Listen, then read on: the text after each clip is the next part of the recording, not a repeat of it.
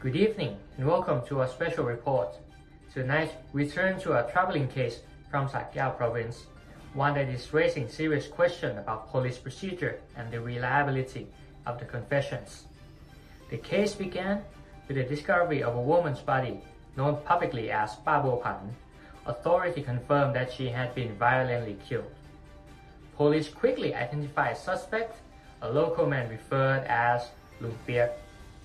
In the early stages of the investigation, he reportedly confessed to the crime, and this confession became central to the case.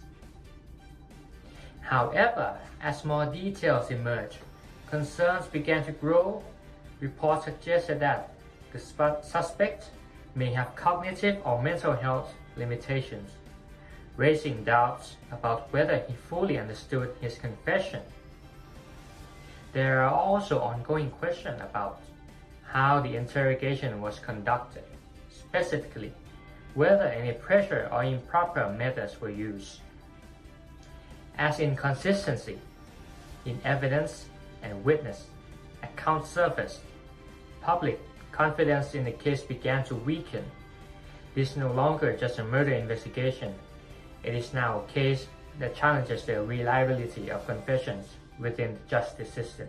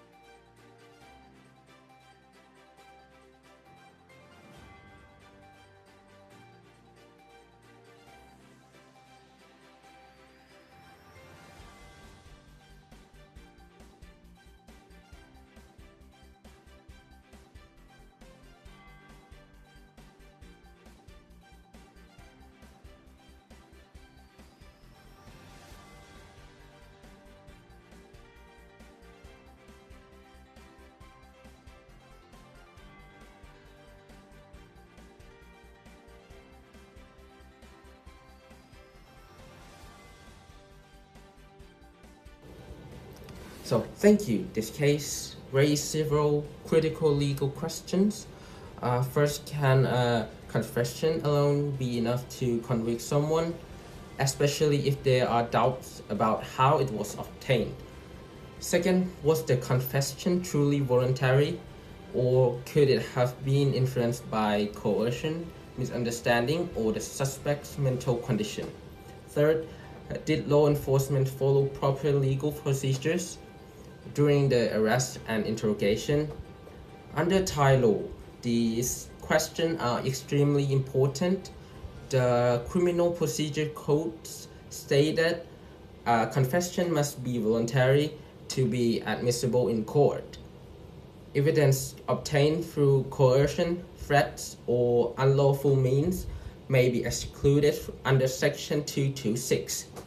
Additionally, Section 227 requires courts to evaluate the credibility and reliability of all evidence, not just its existence.